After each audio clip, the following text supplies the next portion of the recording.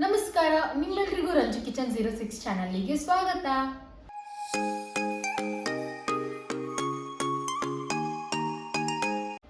So ಇವತ್ತಿನ ಈ ವಿಡಿಯೋದಲ್ಲಿ ನಾನು ಯಾವ ರೆಸಿಪಿ ಮಾಡ್ತಾ ಇದ್ದೀನಪ್ಪ ಅಂತಂದ್ರೆ, ನಾನು ನಮ್ಮ ಉತ್ತರ ಕರ್ನಾಟಕದ ಸ್ಪೆಷಲ್ ರೆಸಿಪಿ. ಅದು ನಾವು ಬ್ರೇಕ್ಫಾಸ್ಟಿಗೆ ಮಾಡ್ಕೊಳ್ತೀವಿ.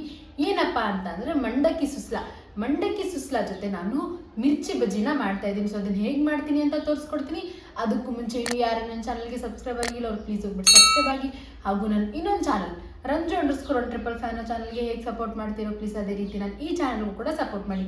ಸೊ ಬನ್ನಿ, ಇವಾಗ ನಾವು ತಡ ಮಾಡಿದೆ ಮಂಡಕ್ಕಿ ಸುಸ್ಲಾ ಹೇಗೆ ಮಾಡೋದು ಅಂತ ನೋಡ್ಕೊಳ್ಳೋಣ.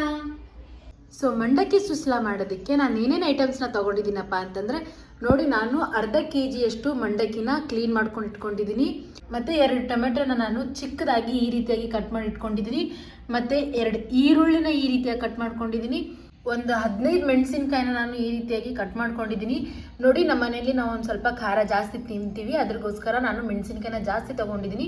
ನಿಮ್ಮ ಮನೆಯಲ್ಲಿ ಖಾರ ಒಂದು ಸ್ವಲ್ಪ ಕಡಿಮೆ ತಿಂತೀರಾ ಅಂತಂದರೆ ಒಂದು 7ರಿಂದ 8 ಮೆಣಸಿನ್ಕಾಯಿನ ನೀವು ತೊಗೊಳ್ಳಿ. ಅರ್ಧ ಗಡ್ಡೆಯಷ್ಟು ಬೆಳ್ಳುಳ್ಳಿನ ನಾನು ಈ ರೀತಿಯಾಗಿ ಜಜ್ಜಿಟ್ಕೊಂಡಿದ್ದೀನಿ.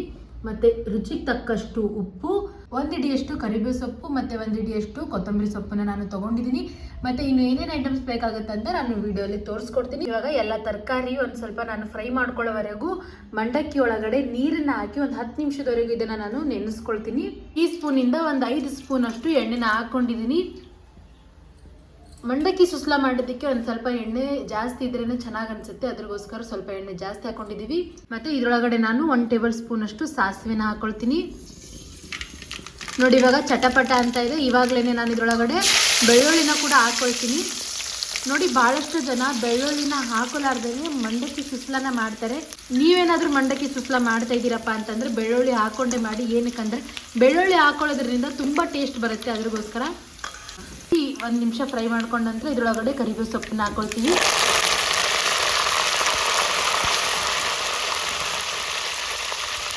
ನೋಡಿ, 1 ನಿಮಿಷದವರೆಗೂ ಕರಿಬೇವು ಸೊಪ್ಪನ್ನ ಫ್ರೈ ಮಾಡ್ಕೊಂಡ ನಂತರ ಇದರೊಳಗಡೆ ಮೆಣಸಿನ್ಕಾಯಿ ಮತ್ತು ಈರುಳ್ಳಿನ ಹಾಕ್ಕೊಂಡು ನೀಟಾಗಿ ಫ್ರೈ ಮಾಡ್ಕೊಳ್ತೀವಿ.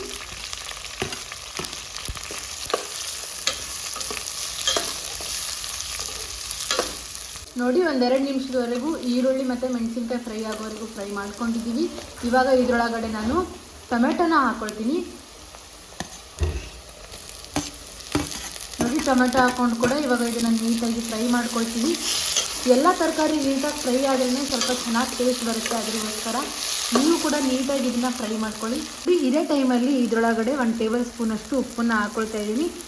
ಉಪ್ಪು ಹಾಕ್ಕೊಂಡು ಫ್ರೈ ಮಾಡ್ಕೊಳ್ಳೋದ್ರಿಂದ ಟೊಮೆಟೊ ಬೇಗ ಕುದಿಯುತ್ತೆ, ಅದ್ರಗೋಸ್ಕರ ಉಪ್ಪು ಹಾಕ್ಕೊಂಡು ಫ್ರೈ ಮಾಡ್ಕೊಳ್ತಿದ್ದೀವಿ. ಒಂದು ಚಿಕ್ಕ ಟೀ ಸ್ಪೂನಷ್ಟು ಅರಿಶಿಣ ಪುಡಿ ಹಾಕ್ಕೊಂಡು ಇವಾಗ ಇದನ್ನು 1-2 ನಿಮಿಷದವರೆಗೂ ಫ್ರೈ ಮಾಡ್ಕೊಳ್ತೀವಿ.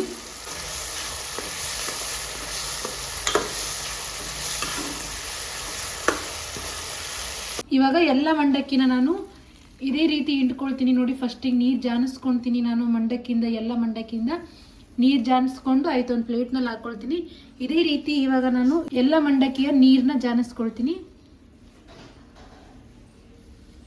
ನೋಡಿ, ಟೊಮೆಟೊ, ಈರುಳ್ಳಿ, ಮೆಣಸಿನ್ಕಾಯಿ ಎಲ್ಲ ನೀಟಾಗಿ ಫ್ರೈ ಆಗಿದೆ. ನೋಡಿ, ಇವಾಗ ಇದರೊಳಗಡೆ ನಾನು ಕೊತ್ತಂಬರಿ ಸೊಪ್ಪನ್ನು ಹಾಕ್ಕೊಂಡು ಫ್ರೈ ಮಾಡ್ಕೊಳ್ತೀನಿ.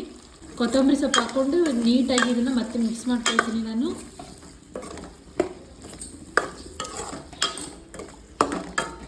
ನೋಡಿ, ಇವಾಗ ತರಕಾರಿ ನೀಟಾಗಿ ಫ್ರೈ ಆಗಿದೆ. ಇವಾಗ ಇದರೊಳಗಡೆ ಎಲ್ಲ ನೆನೆಸ್ಕೊಂಡಿರೋ ಮಂಡಕ್ಕಿನ ಹಾಕ್ಕೊಂಡು ಮಿಕ್ಸ್ ಮಾಡ್ಕೊಳ್ತೀವಿ. ಈ ಕಡೆ ಒಳಗಡೆ ನೀಟಾಗಿ ಮಿಕ್ಸ್ ಆಗಲಿಲ್ಲ, ಅದ್ರಗೋಸ್ಕರ ಈ ಪಾತ್ರೆ ಒಳಗಡೆ ಎಲ್ಲನ ಫ್ಲಿಪ್ ಮಾಡ್ಕೊಂಡಿದ್ದೀವಿ. ಮತ್ತು ಇದರೊಳಗಡೆ ಇನ್ನೊಂದು ಸ್ವಲ್ಪ ಇತ್ತಲ್ಲ ಮಂಡಕ್ಕಿ, ನೆನೆಸ್ಕೊಂಡಿರೋ ಮಂಡಕ್ಕಿ, ಅದನ್ನು ಹಾಕ್ಕೊಂಡು ಇವಾಗ ಎಲ್ಲ ಮಸಾಲ ನೀಟಾಗಿ ಹತ್ಕೊಳ್ಳೋವರೆಗೂ ಇದನ್ನು ಮಿಕ್ಸ್ ಮಾಡ್ಕೊಳ್ತೀವಿ.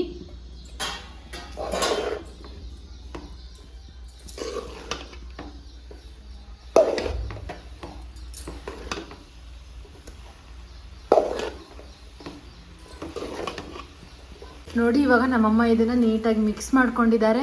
ನೋಡಿ, ಎಷ್ಟು ಕಲರ್ಫುಲ್ಲಾಗಿ ಕಾಣಿಸ್ತಾ ಇದೆ. ಇವಾಗಲೇ ನೋಡಿದ್ರೆ ತಿನ್ನಬೇಕು ಅಂತ ಕೂಡ ಅನಿಸ್ತಾ ಇದೆ. ನನಗಂತೂ ಇವಾಗಲೇ ವಿಡಿಯೋ ಮಾಡೋದು ಬಿಟ್ಟು ತಿನ್ನಬೇಕು ಅನಿಸ್ತಾ ಇದೆ. ಸೊ ನೋಡಿ, ಇವಾಗ ಇದರೊಳಗಡೆ ಫೈನಲ್ ಐಟಮ್ನ ಹಾಕ್ಕೊಳ್ತಾ ಇದ್ದೀವಿ. ಏನಪ್ಪ ಅಂತ ಅಂದರೆ ನಮ್ಮಮ್ಮ ಪುಟಾಣಿ ಪುಡಿನ ಹಾಕ್ತಾ ಇದ್ದಾರೆ. ಪುಟಾಣಿ ಪುಡಿ ನಿಮ್ಗೆ ಇಷ್ಟ ಇದ್ದರೆ ಹಾಕ್ಕೊಳ್ಳಿ, ಇಲ್ಲ ಅಂತಂದರೆ ನೀವು ಇದನ್ನು ಸ್ಕಿಪ್ ಕೂಡ ಮಾಡ್ಕೋಬೋದು. ಪುಟಾಣಿ ಪುಡಿ ಹಾಕಿದರೆ ಒಂದು ಸ್ವಲ್ಪ ಟೇಸ್ಟ್ ತುಂಬ ಚೆನ್ನಾಗಿ ಬರುತ್ತೆ. ನಿಮಗೆ ಪುಟಾಣಿ ಪುಡಿ ಇಷ್ಟ ಇಲ್ಲ ಅಂತಂದರೆ ಅದನ್ನು ಸ್ಕಿಪ್ ಮಾಡ್ಬೋದು. ಪುಟಾಣಿ ಪುಡಿ ಇರಲಾರ್ದೇ ಮಾಡ್ಕೊಂಡ್ರೂ ತುಂಬ ಚೆನ್ನಾಗಿರುತ್ತೆ. ಸೊ ಇವಾಗ ಫೈನಲ್ ಆಗಿ ಇದರೊಳಗಡೆ ನಾವು ಕೊತ್ತಂಬರಿ ಸೊಪ್ಪನ್ನು ಹಾಕ್ಕೊಂಡು ನೀಟಾಗಿ ಇದನ್ನು ಮಿಕ್ಸ್ ಮಾಡ್ಕೊಳ್ತೀವಿ. ನೀವು ಕೂಡ ಒಮ್ಮೆ ಈ ಮಂಡಕ್ಕಿ ಸುಸ್ಲಾನ ಮಾಡ್ಕೊಳ್ಳಿ. ನಮ್ಮ ಉತ್ತರ ಕರ್ನಾಟಕ ಸೈಡ್ ನಾವು ಇದನ್ನ ಇನ್ನೊಂದು ಹೆಸರಿನಿಂದ ಕೂಡ ಕರಿತೀವಿ. ಏನಪ್ಪ ಅಂತಂದ್ರೆ ನಾವು ಇದನ್ನ ಒಗ್ರಾಣಿ ಅಂತ ಕೂಡ ಕರಿತೀವಿ. ನೀವು ಕೂಡ ಒಮ್ಮೆ ಈ ರೆಸಿಪಿನ ಟ್ರೈ ಮಾಡ್ಕೊಳ್ಳಿ, ನಿಮಗೂ ಕೂಡ ಇಷ್ಟ ಆಗುತ್ತೆ. ಇದ್ರ ಜೊತೆ ಮಿರ್ಚಿ ಬಜ್ಜಿ ಅಂತೂ ವಂಡರ್ಫುಲ್ ಕಾಂಬಿನೇಷನ್ ಆಗಿರುತ್ತೆ. ಒಂದು ಸ್ವಲ್ಪ ಮಂಡಕ್ಕಿ ಸುಸ್ಲ ಮೇಲೆ ನಿಂಬೆಹಣ್ಣ ಹಾಕ್ಕೊಂಡು ಪಕ್ಕದಲ್ಲಿ ಬಜ್ಜಿನ ಇಟ್ಕೊಂಡು ತಿಂದರೆ ತುಂಬ ಅಂದರೆ ತುಂಬ ಟೇಸ್ಟಿಯಾಗಿ ಆಗುತ್ತೆ. ನೀವು ಕೂಡ ಒಮ್ಮೆ ರೆಸಿಪಿನ ಟ್ರೈ ಮಾಡ್ಕೊಳ್ಳಿ. ಸೊ ಫೈನಲಿ ಇವಾಗ ಮಂಡಕ್ಕಿ ಸುಸ್ಲ ರೆಡಿ ಆಗಿದೆ. ನಮ್ಮಮ್ಮ ಇವಾಗ ಮಿರ್ಚಿ ಬಜ್ಜಿನ ಹಾಕೊಳ್ತಾರೆ, ಅದನ್ನು ಕೂಡ ತೋರಿಸ್ತೀನಿ ನೋಡಿ. ಈ ಕಡೆ ನಮ್ಮಮ್ಮ ಬಜ್ಜಿನ ಹಾಕೊಳ್ತಿದ್ದಾರೆ. ಆಲ್ರೆಡಿ ಕೆಲವು ಬಜ್ಜಿನ ಹಾಕ್ಕೊಂಡಿದ್ದಾರೆ.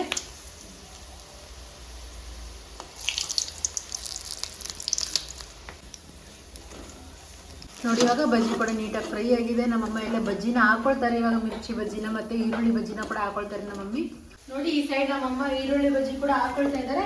ಆಯ್ತು ನೋಡಿ, ಇಲ್ಲಿ ಬಿಸಿ ಬಿಸಿ ಬಜ್ಜಿ ಕೂಡ ನಮ್ಮಮ್ಮ ಹಾಕ್ತಾ ಇದ್ದಾರೆ. ಬಿಸಿ ಬಿಸಿ ಬಜ್ಜಿ ಜೊತೆ ನಾನು ಮಂಡಕ್ಕಿ ಸುಸ್ಲನ್ನ ಹಾಕೊಂಡು ಟೇಸ್ಟಿ ಆಗಿದೆ ಅಂತ ಹೇಳ್ತೀನಿ. ಸೊ ಫೈನಲಿ ಇವಾಗ ಮಂಡಕ್ಕಿ ಸುಸ್ಲ ಕೂಡ ರೆಡಿಯಾಗಿದೆ, ಹಾಗೂ ಮಿರ್ಚಿ ಬಜ್ಜಿ ಕೂಡ ರೆಡಿಯಾಗಿದೆ. ಈ ರೆಸಿಪಿ ನಿಮಗೂ ಕೂಡ ಇಷ್ಟ ಆಗುತ್ತೆ. ನೀವು ಕೂಡ ಒಮ್ಮೆ ರೆಸಿಪಿನ ಟ್ರೈ ಮಾಡ್ಕೊಳ್ಳಿ. ಈ ರೆಸಿಪಿ ನಿಮ್ಗೆ ಇಷ್ಟ ಆದಲ್ಲಿ ಪ್ಲೀಸ್ ನನ್ನ ಚಾನಲ್ಗೆ ಸಬ್ಸ್ಕ್ರೈಬ್ ಆಗಿ, ಹಾಗೂ ಈ ವಿಡಿಯೋನ ನಿಮ್ಮ ಫ್ಯಾಮಿಲಿ ಮತ್ತೆ ಫ್ರೆಂಡ್ಸ್ ಜೊತೆ ಶೇರ್ ಮಾಡ್ಕೊಳ್ಳಿ. ಸೊ ಬನ್ನಿ ಇವಾಗ ಟೇಸ್ಟ್ ಹೇಗಾಗಿದೆ ಅಂತ ನಾವು ಟೇಸ್ಟ್ ನೋಡ್ಕೊಳ್ಳೋಣ. ನೋಡಿ ನಾನು ನಿಂಬೆಹಣ್ಣ ಹಾಕೊಂಡು ತಿಂತಾ ಇದ್ದೀನಿ. ನೀವು ಮೊಸರು ಜೊತೆ ಕೂಡ ತಿನ್ಬಹುದು.